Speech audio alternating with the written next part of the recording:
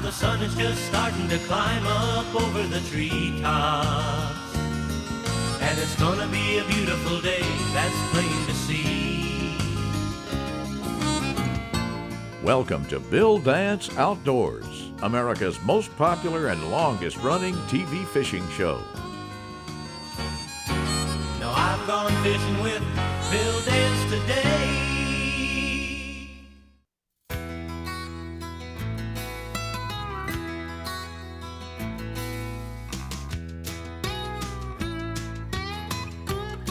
You know, the simplest form of gaining knowledge is through question and answers.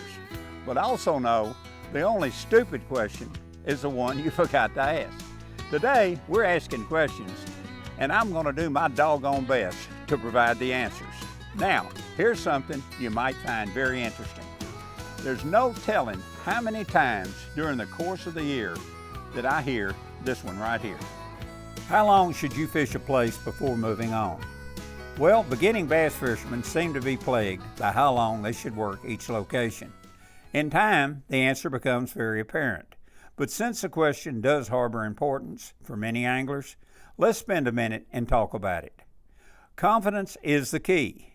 The moment you've lost confidence in that location, it's time to move on, or at least try to regain the confidence.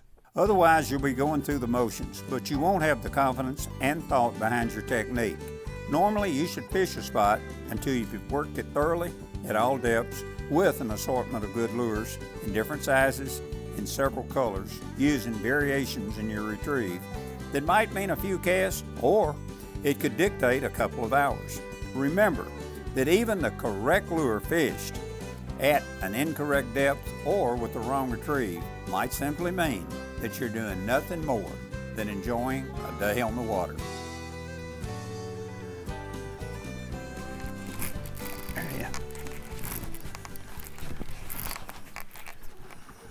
He's a strong fish.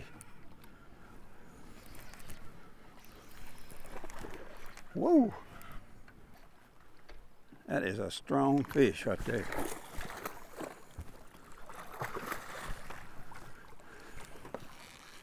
Come here, rooster. Ta-ta. Bye-bye. I'm not trying to sidestep the question about what we were discussing a second ago. I'm simply trying to point out the many variables in the answer. As an example, if you were to fish a particular spot regularly, you'd soon gain a feel for exactly where the fish should be, the lure to use, the type of the retrieve, even the direction of the retrieve. In that situation, you would probably have a pretty good idea where the fish were there or not on a given day. You wouldn't be probing because experience has given you a great deal of information about that particular spot or that single area. Okay, here's a question I hear a lot. Bill, I miss a lot of fish on soft plastics. Well, a lot has to do with the style, size, and the gauge of the hook that you're using. Basically, you need to go as big as you can without affecting the action of your bait. Now, I prefer a wide bend hook and a thinner gauge hook as opposed to a bulky hook. You know, thicker gauge hooks can and do make a lot of soft plastics more unnatural. You might need to experiment just a little bit. I tell you what, it'll make a big difference.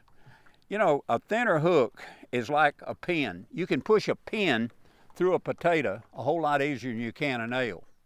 That's a fact. Tell you what, catch one for me. Boy, that fish was smoking it.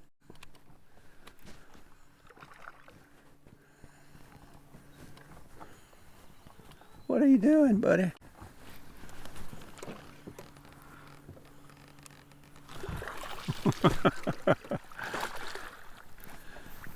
I mean, he was getting it. Can it get you dizzy? Did it get you dizzy? Yeah, I did. Got you a little dizzy, didn't it?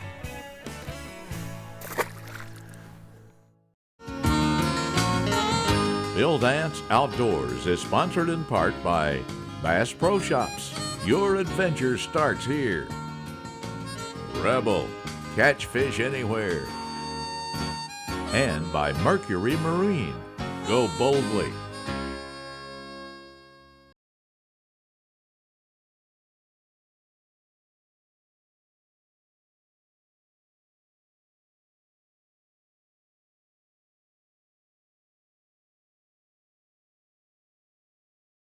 Today's Conditions Log is brought to you by the heart of Florida's Emerald Coast. Discover the lure of Gulf-to-table seafood brought in daily by Florida's largest fishing fleet. Visit our website and download your free Gulf-to-table fishing and eating guide today.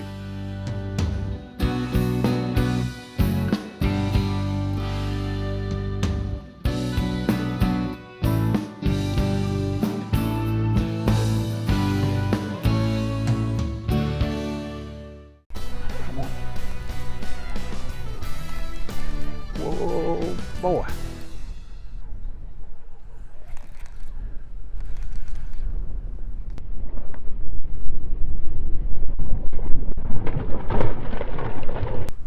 Come on back around here, Buster. Woo. Whoa, there he goes. Boy, that one right there moved out like a silver bullet. Let me just come back here and pick you up. Oh, that's a nice one. Yes, you liked it, didn't you?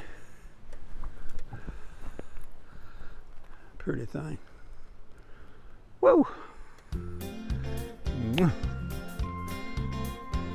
Nice. Yes, you are. Okay, we're going home. Hey, years ago, you showed a trick for removing a backlash in your reel. Can you show that again? As you can see, that's a pretty bad backlash right here. See it? Now, what you want to do when you get one like this, you don't want to do anything. You don't want to start picking it out. What you want to do is, first thing, is put your thumb right here on the reel. Then tighten your drag down real tight. Then grab your and start reeling forward. Just reel forward like this. And what you're doing, you're turning that spool and you're spinning those coils forward. Then what you do, you take your thumb right here, push your handle down.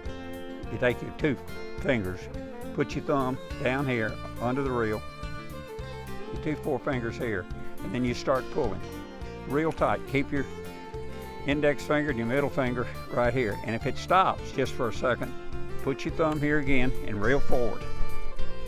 And then again, push down. Catch it again right here. Keep it real tight. And most times you'll pull that backlash completely out. I love to fish with braided line, but I hate it when I backlash and I try to pull it out.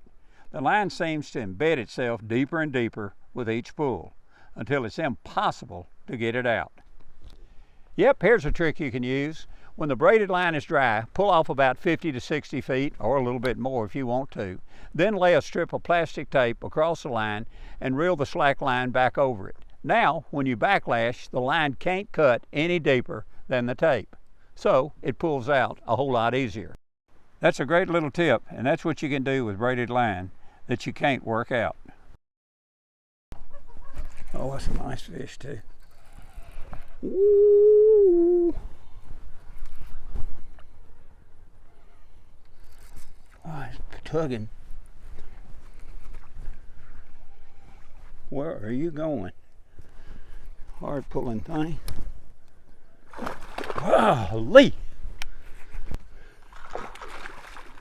Yes, he is. Pretty little thing. Get that hook right there. Oh, boy, he's pretty. All right, come up here. That's a pretty one. Bye-bye. Boy, that's a nice one. Take a look at this one here. It's been a 5-star rated lure for years and one of my all-time favorites. This year, Bass Pro has introduced a new member to the Sticko family, and that's this little 3-inch model. All sizes from the 3-inch up to the Big Daddy size. It's 7 1/8 inches long, and they all do a fantastic job on suspended, bedding, or those bass that mill around the grass beds, and especially those inactive ones. Now the little 3-inch can be fished many different ways. From drop shotting, Carolina rigging, split shot rigging, you can wacky rig it, Texas rig it, and even fish it on a lead head. Today's show is sponsored in part by Quantum Rods and Reels. Outsmart, outfish, outlast. Mystic Lubricants, lubrication domination. And Tracker Boats, fish the finest. Today's equipment log is brought to you in part by Fish Defunk. It keeps your hands scent-free and clean so fish can't smell you. Use Fish Defunk unscented while fishing and Fish Defunk scented after fishing to remove all odors.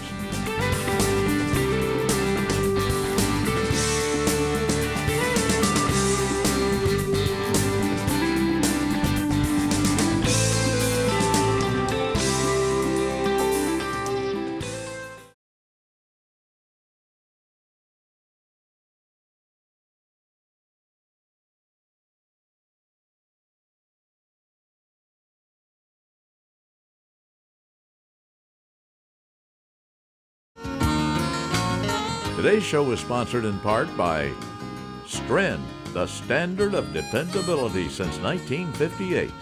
Fish Defunk, kill the stink. And Garmin, fight your fish, not your fish finder.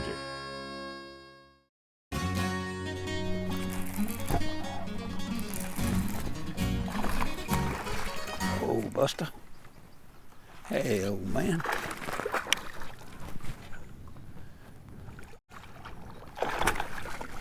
Pretty little fish right there, strong too.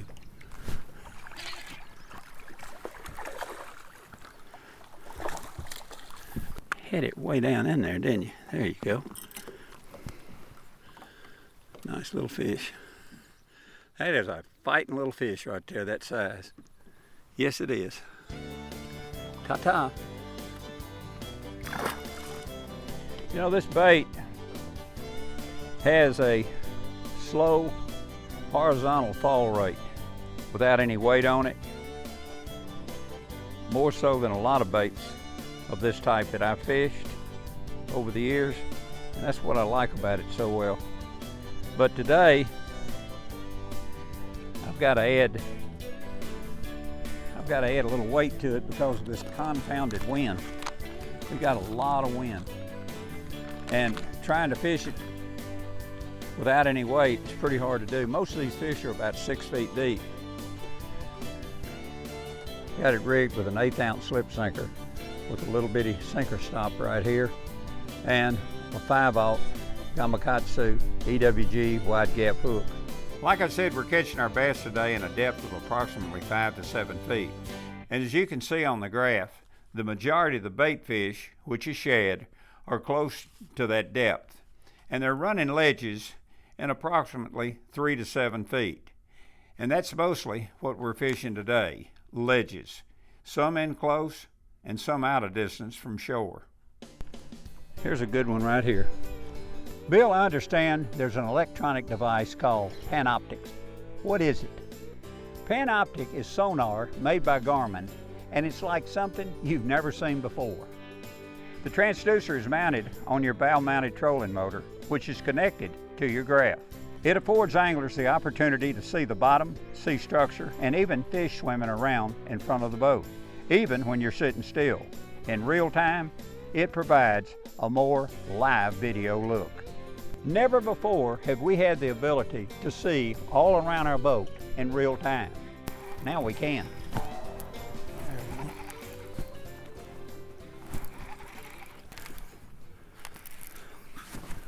There you go. Woo. Hello there, buddy. Threw my bait off. That's okay, I got another one. Okay, here's one about trolling motors. When is someone going to make a trolling motor that has a quieter steering and faster rotation? Well, guess what? Motor guides have got them with their X5 and their XI5. They're super quiet with a 50% faster rotation. Now here's a question we've answered before, but it's worth answering again. Do you get longer life or running time with 12 volt, 24 volt, or one of these new 36 volt trolling motors?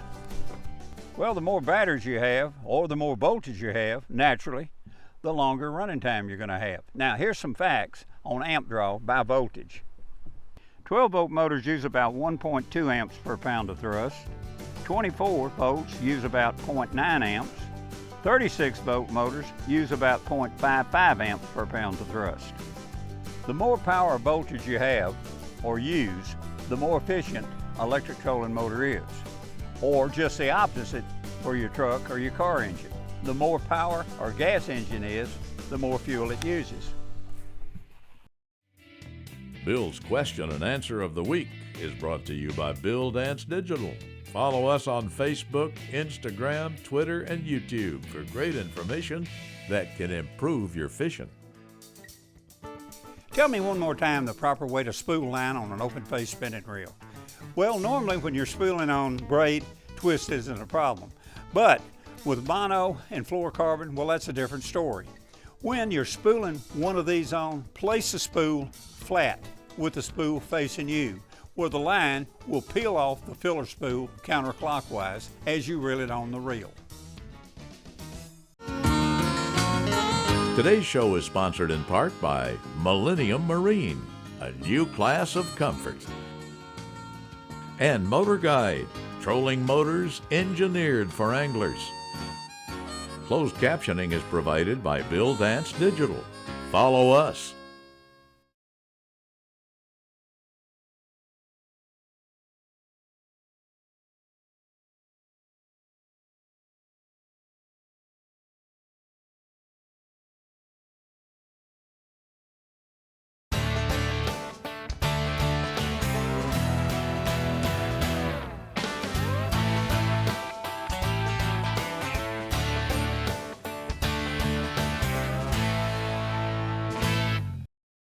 Today's product tip is brought to you by Garmin and their GPS Map Series chart plotter sonar combos. With advanced sonar technology like Chirp and exclusive Panoptix all-seeing sonar, you'll spend less time finding your fish.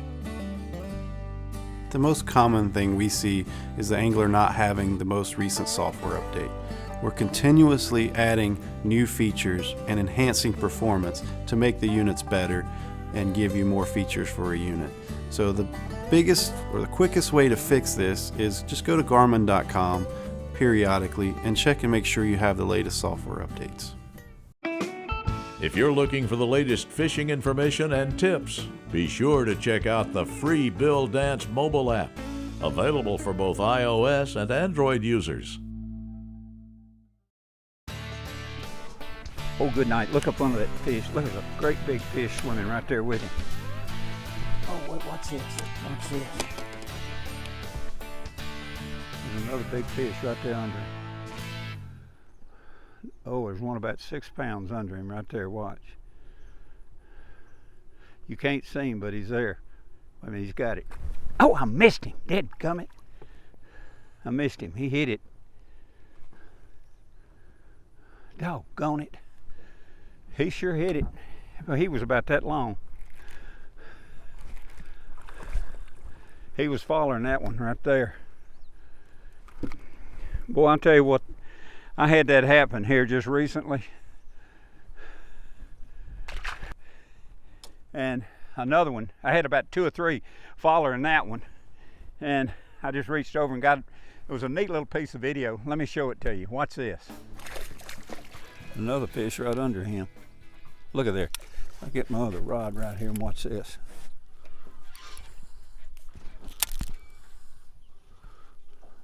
Another fish just about the same size right under him. Look at here. Got 2 of them on. Look here.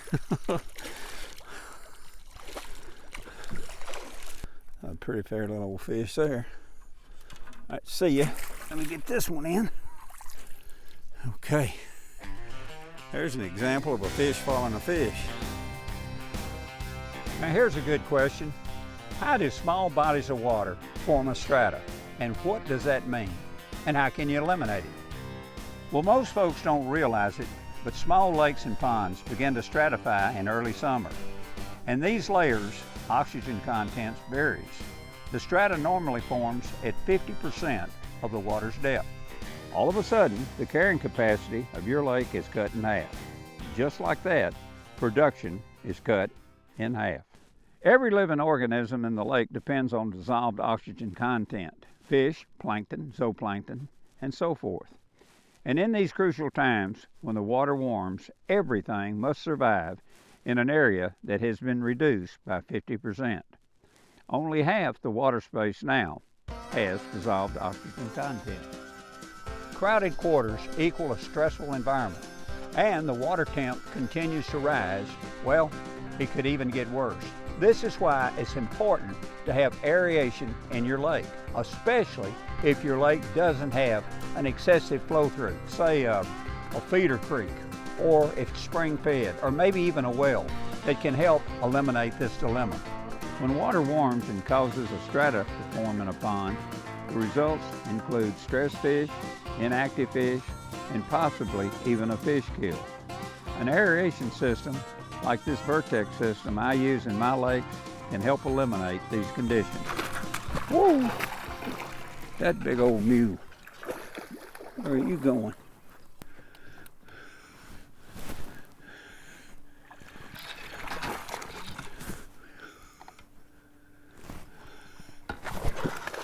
Ah, he wanted it too. There we go. Big old fat fish. Well, today's been one of those days. We have had a ball, and we certainly hope that some of the things we've cast your way will help you catch a few more fish. In closing, let me say, a basic form of learning comes from question and answers. So, my advice, if you want to become a better angler, is don't stop pondering at the pond, river, or the lake. Until next time, catch one for me.